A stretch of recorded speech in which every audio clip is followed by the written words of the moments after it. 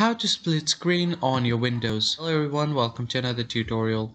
In today's video, I'm going to be showing you guys how to easily split screen on your Windows.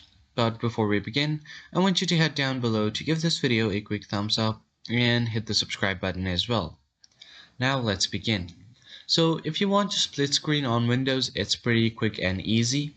First of all, you'll have to select your application that you want on your split screen. For example, I have my Steam open here. Now if I want to split screen with Steam, I'm just going to drag it. So let's say if I want it on the right side of my screen, I'm just going to drag it to the right and it will show me where it will fit. If I want it on the top right corner, I'm just going to move it top right and it will show me where it will fit, and likewise on the bottom right. I can do this on the left side as well, on top, on the bottom, like this.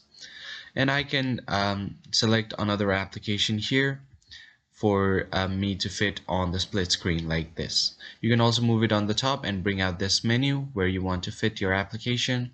Here, let's say if I want to open my Zoom workspace, and then once that happens, I'm just going to do this. And here I'm just going to open this, here I'm going to open this, and yeah, that's how you split screen on your Windows.